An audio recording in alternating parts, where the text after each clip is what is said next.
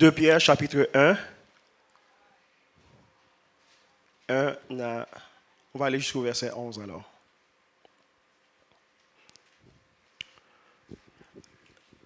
De la part de Simon-Pierre, serviteur et apôtre de Jésus-Christ, à ceux qui ont reçu par la justice de notre Dieu et Sauveur Jésus-Christ, une foi du même prix que la nôtre. Que la grâce et la paix vous soient multipliées par la connaissance de Dieu et de Jésus notre Seigneur. Verset 3. Sa divine puissance nous a donné tout ce qui est nécessaire à la vie et à la piété, en nous faisant connaître celui qui nous a appelés par sa propre gloire et par sa force. Celle-ci nous assure les plus grandes et les plus précieuses promesses. Ainsi, grâce à elle, vous pouvez fuir la corruption qui existe dans le monde par la convoitise et devenir participant de la nature divine. Pour cette même raison, faites tous vos efforts afin d'ajouter à votre foi la qualité morale. À la qualité morale, la connaissance. À la connaissance, la maîtrise de soi. À la maîtrise de soi, la persévérance. À la persévérance, la piété. À la piété, l'amitié fraternelle. À l'amitié fraternelle, l'amour. En effet, si ces qualités sont en vous et se développent, elles ne vous laissent pas inactifs ni stériles pour la connaissance de notre Dieu et de notre Seigneur Jésus-Christ. Quant à celui qui ne possède pas ces qualités, il est aveuglé par sa myopie. Il oublie qu'il a été purifié de ses anciens péchés. C'est pourquoi, frères et sœurs, appliquez-vous d'autant plus à affermir l'appel et le choix dont vous avez été l'objet. Car si vous faites cela, vous ne trébucherez jamais. C'est ainsi en effet que l'entrée dans le royaume éternel, notre Seigneur et Sauveur Jésus-Christ, vous sera largement accordée. Amen. On va prier à la gloire de Dieu. Seigneur, merci pour ton amour. Merci pour toutes tes grâces. Et merci pour ta parole que nous allons partager. Tu dis, Seigneur, Papa, que ta parole ne revient pas à toi, Seigneur, sans que cette parole n'ait eu l'effet, Seigneur, pour lequel tu l'as envoyée. Je prie, cher Seigneur, que cette parole qui est beaucoup plus acérée, Seigneur, qu'une épée, Seigneur, à double tranchant, Seigneur, puisse vraiment, Seigneur, toucher nos cœurs ce matin. Toucher nos cœurs et réveiller, Seigneur, nos âmes. Et renouveler nos esprits, Seigneur, Papa. Je sais que tu peux tout, que rien ne s'oppose à tes pensées. Je te remets tout, Seigneur. Prends le contrôle de tout dans le nom de Jésus. Amen. De la part de Simon-Pierre, serviteur et apôtre de Jésus-Christ, à ceux qui ont reçu par la justice de notre Dieu et Sauveur Jésus-Christ, une foi du même prix que la nôtre, que la grâce et la paix vous soient multipliées par la connaissance de Dieu et de Jésus notre Seigneur. Est-ce qu'il y a quelqu'un qui peut lire, qui peut me passer la version Semeur, ou bien même lire cette version-là, parce que je sais qu'il y a pas mal parmi vous qui ont la version Semeur. Samuel, tu peux lire? La version Semeur. Tu peux lire juste de 1 à 2, s'il te plaît. Salutations. Simon-Pierre, serviteur et apôtre de Jésus-Christ, à ceux qui ont reçu en partage une foi du même prix que la nôtre, par la justice de notre Dieu et du Sauveur Jésus-Christ. Que la grâce et la paix vous soient multipliées par la connaissance de Dieu et de Jésus, notre Seigneur. Amen. Donc, Pierre s'identifie, c'est lui l'auteur de cette lettre, de la part de Simon-Pierre, serviteur et apôtre de Jésus-Christ. Alors, ce qui arrive maintenant avec nos traductions, puisque pendant qu'on faisait les traductions, c'était un peu, pas drôle, mais on trouvait que le mot esclave, c'était pas approprié à mettre dans les traductions. Fait que, au lieu de dire de la part de Simon-Pierre, esclave et apôtres de Jésus-Christ. Les traducteurs ont mis serviteurs et apôtres de Jésus-Christ. Mais en réalité, le mot grec qui est utilisé ici, c'est doulos. De la part de Simon-Pierre, doulos et apôtre de Jésus-Christ.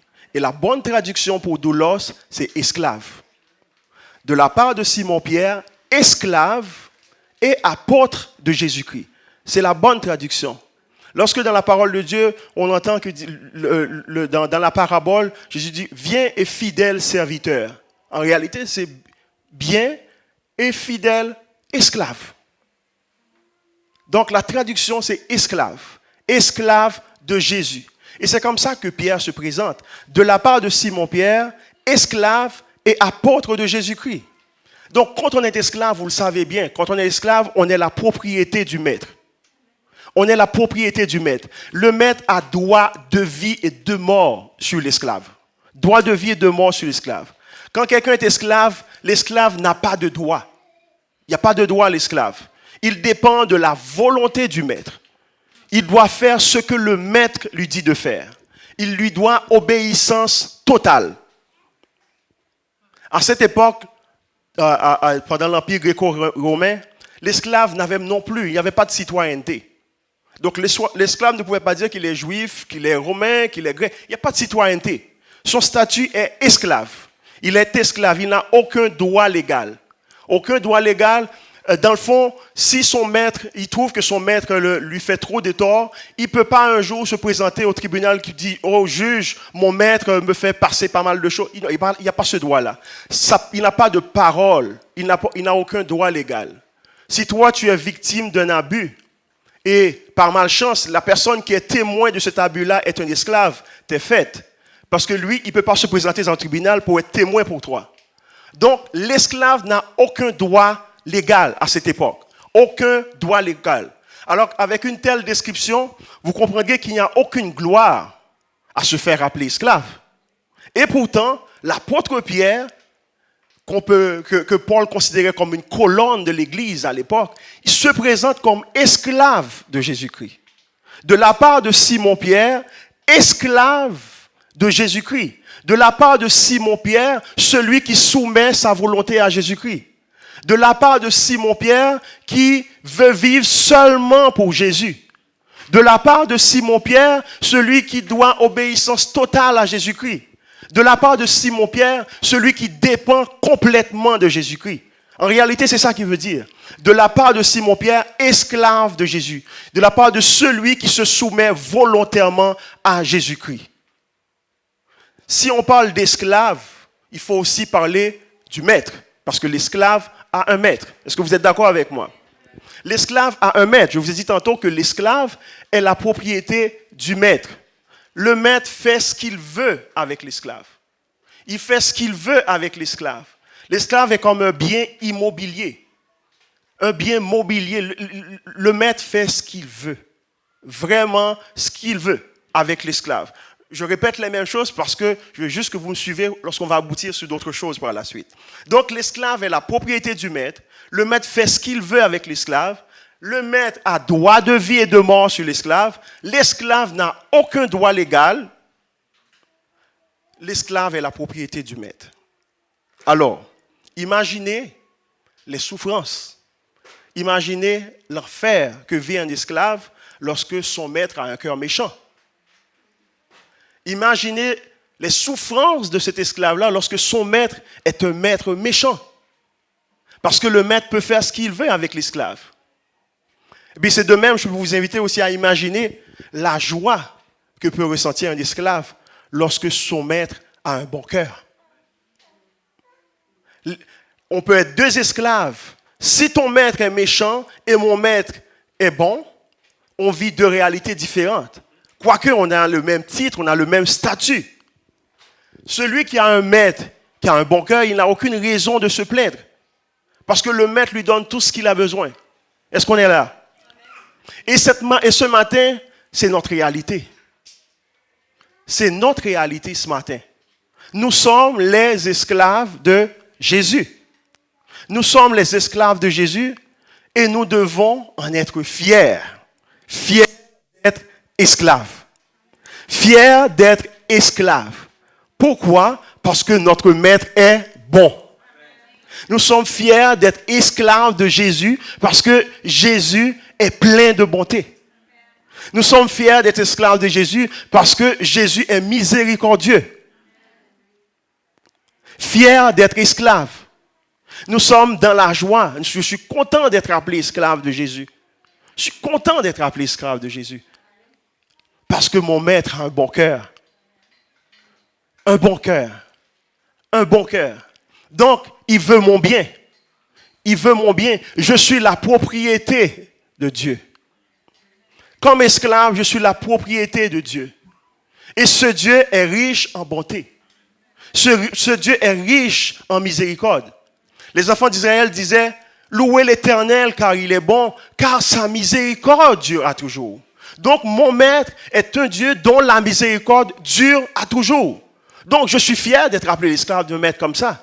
Sa miséricorde dure à toujours. Mon maître est un Dieu compatissant. Je suis content d'être esclave d'un Dieu compatissant. Il est un Dieu plein de bonté.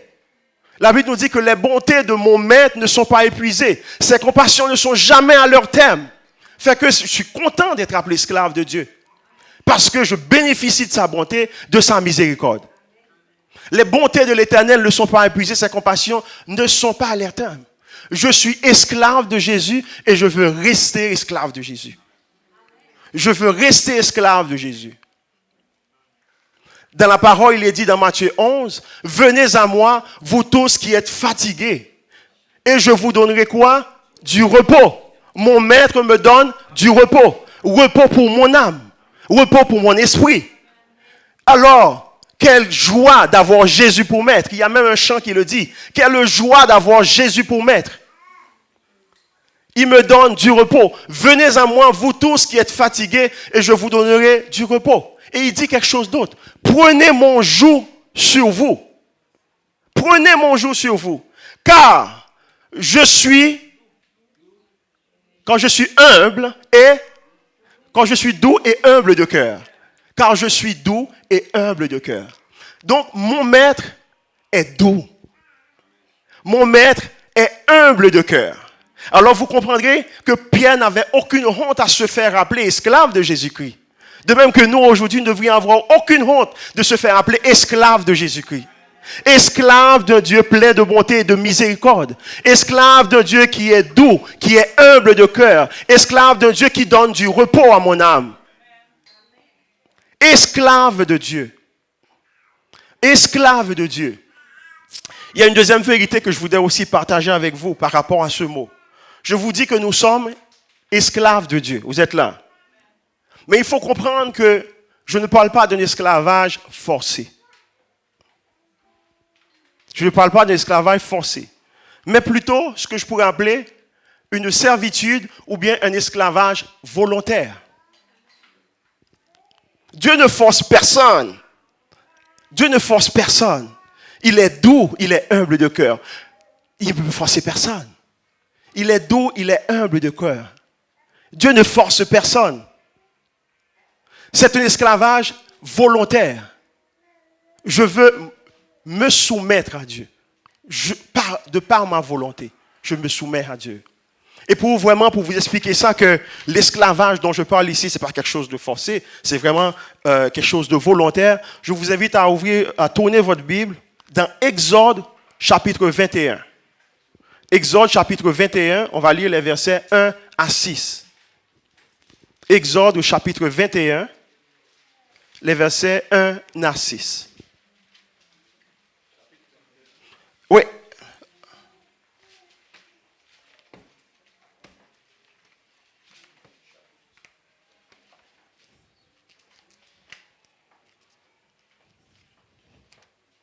Exode 21, les versets 1 à 6.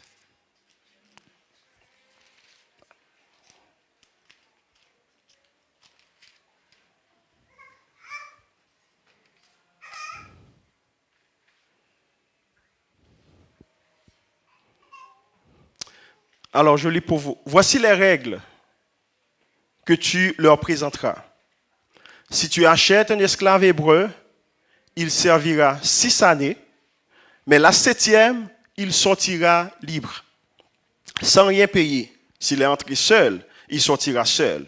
S'il avait une femme, sa femme sortira avec lui. Si c'est son maître qui lui a donné une femme et qu'il en a eu des fils ou des filles, la femme et ses enfants appartiendront à son maître et il sortira seul. Il sortira seul. Mais supposons que l'esclave dise, j'aime mon maître, ma femme et mes enfants, je ne veux pas sortir libre.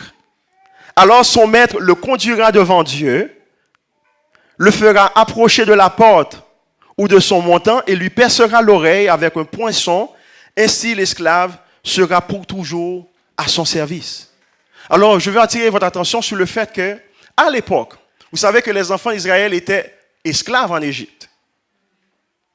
Après la sortie d'Égypte, après leur libération, devinez quoi?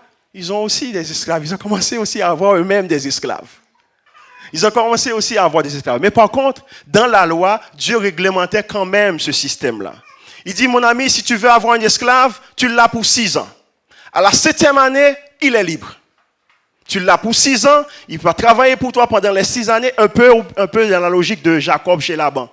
À la 7e année, il est libre. À la 7e année, il a fait son lot, il a fait son travail, il est libre.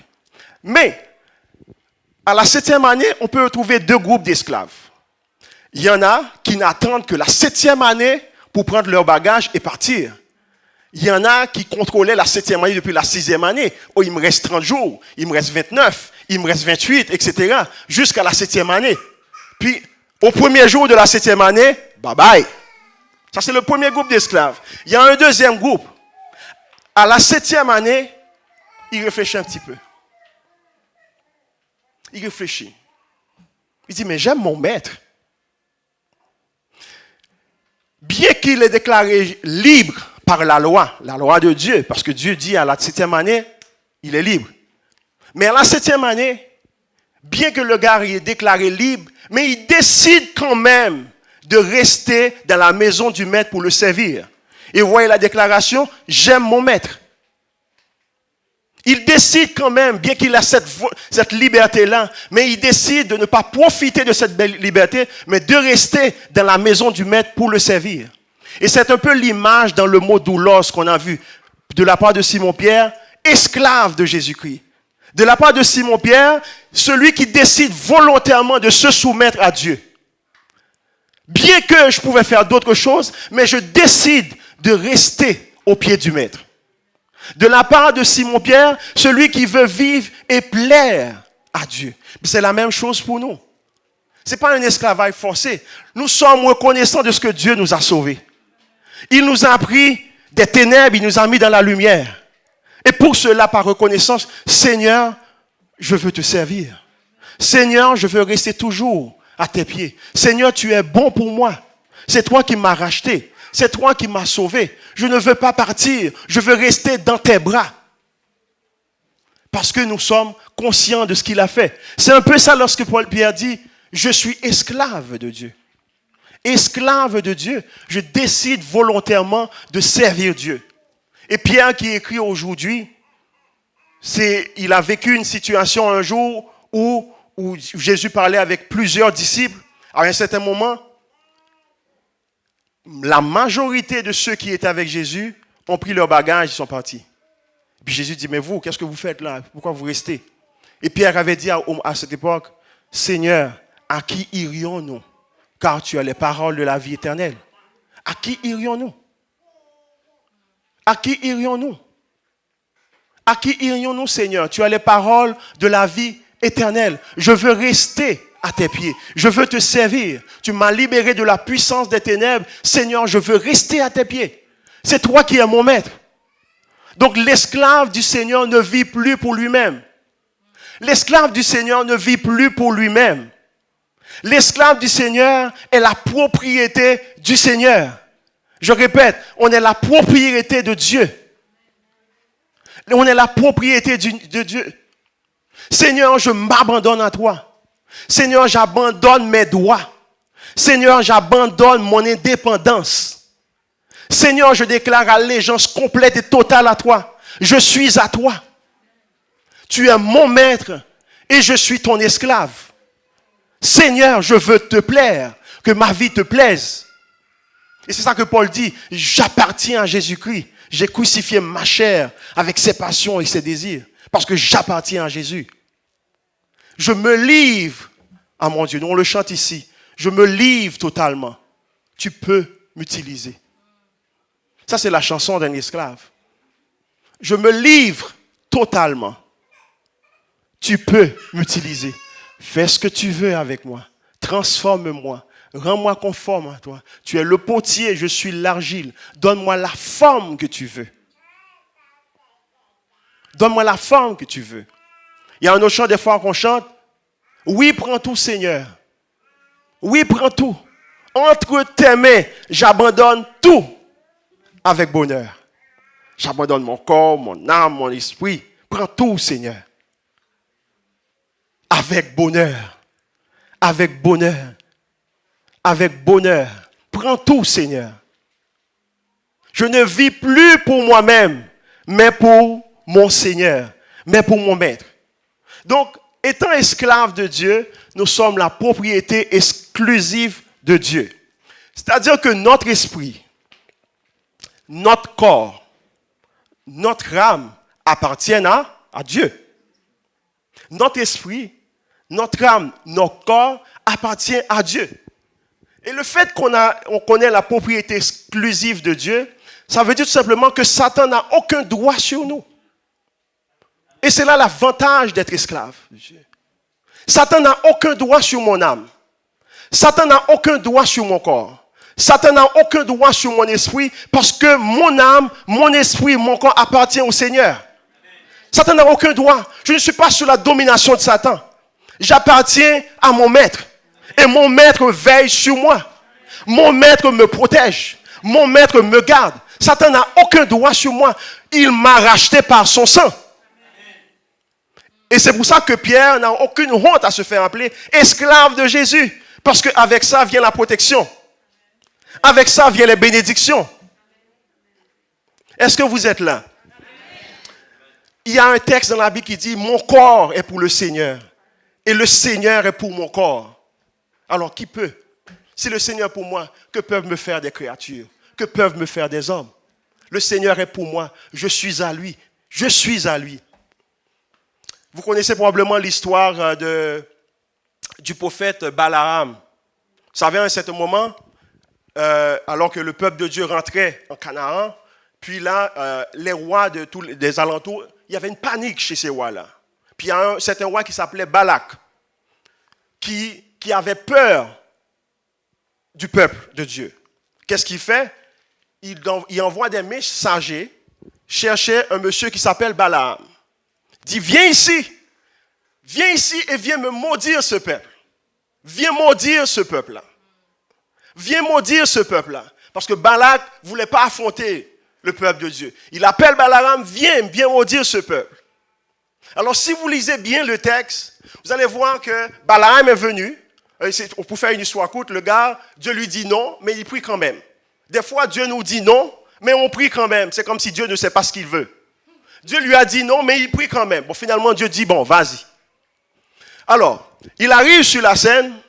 La parole de Dieu nous dit qu'à chaque fois que Balaam ouvre sa bouche pour maudire le peuple de Dieu, ce n'est pas une malédiction qui sort, c'est une bénédiction qui sort. À plusieurs reprises, à chaque fois qu'il ouvre la bouche pour maudire le peuple de Dieu, au lieu des malédictions, c'est des bénédictions qui sortent de sa bouche.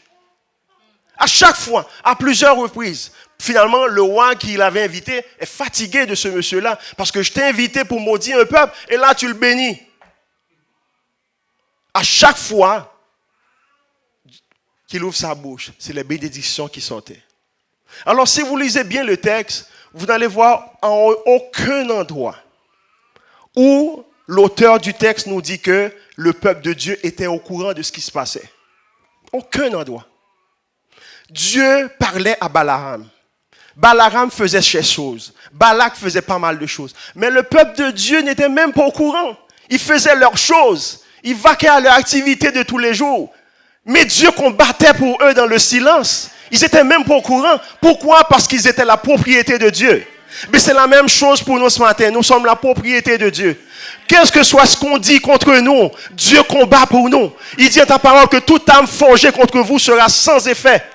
Parce qu'il combat pour nous. Des fois, on n'a même pas besoin de savoir ce que les autres font derrière nous. Ce n'est pas nécessaire. Dieu combat pour nous dans le silence parce que Dieu veille sur sa propriété.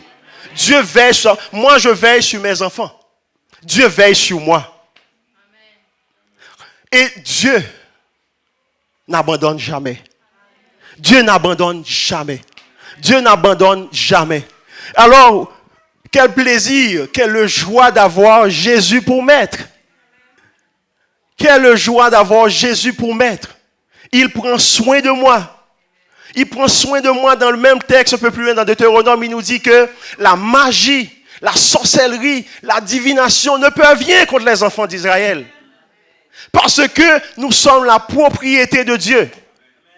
Je suis le temple de Dieu. L'Esprit de Dieu habite en moi. Que peuvent me faire des hommes? Termine, dis-moi. Propriété de Dieu. Et c'est là l'avantage. Et ce qui est intéressant, bien que nous nous appelons esclaves, mais vous savez, ce maître-là ne nous traite pas comme des esclaves. Ce maître-là ne nous traite pas comme des esclaves. Il nous traite comme ses enfants. Bien que nous nous appelons esclaves, mais ce maître-là ne nous considère pas comme esclaves. Jésus dit, je ne vous appelle plus esclaves, vous êtes mes amis. Vous êtes mes amis. Le serviteur se veut appeler esclave, mais le maître dit, oh non, tu n'es pas esclave. Tu n'es pas esclave, tu es mon ami. Tu es mon ami. Juste tournez votre vie avec moi dans 1 Jean chapitre 3 verset 1. Si quelqu'un peut trouver 1 Jean chapitre 3 verset 1, si quelqu'un d'autre peut trouver Galates 4 verset 6. Donc 1 Jean chapitre 3 verset 1. Si un autre peut trouver Galates 4 verset 6, je demanderai à une autre personne de trouver Romains 8 verset 16. Et je demanderai à une dernière personne de trouver Hébreux chapitre 2, verset 11. Donc, 1 Jean chapitre 3, verset 1. Galates 4, verset 6. Romains 8, verset 16. Et finalement, Hébreux 2, verset 11. Bien que nous nous appelons esclaves, ce maître-là, notre maître, ne nous traite pas comme des esclaves. Il nous considère comme ses enfants, comme ses amis. Alors, quelqu'un a trouvé 1 Jean, chapitre 3, verset 1. Voyez quel amour le Père nous a témoigné pour que nous soyons appelés enfants de Dieu. Et nous le sommes. Si le monde ne nous connaît pas, c'est qu'il ne l'a pas connu. Amen. Voyez quel amour que Dieu a manifesté envers nous. Pour que nous soyons appelés enfants de Dieu. Et si vous avez un peu de doute, l'apôtre dit, nous le sommes. Nous le sommes. Nous sommes enfants de Dieu. Enfants de Dieu. Bien que nous nous appelons esclaves, mais Dieu nous considère comme ses enfants. Quel amour. Quelqu'un a trouvé Galates 4, 6. Galates chapitre 4, verset 6. Je vous fais travailler. Galates 4, 6. Galates chapitre 4, verset 6. Amen. Et parce que vous êtes fils, Dieu a envoyé dans nos cœurs l'esprit de son Fils, lequel crie Abba Père. Amen. Parce que vous êtes fils, Dieu a envoyé dans nos cœurs l'esprit de son Fils. Il nous a envoyé l'esprit de son Fils. Ça, ce n'est pas un traitement qu'on donne à un esclave. C'est parce que nous sommes fils, Dieu envoie dans nos cœurs l'esprit de Jésus. Qui a l'esprit de Jésus en lui? L'esprit de Jésus en lui. Propriété de Dieu. Voici les avantages d'être l'esclave du Seigneur. Romains 8, verset 16.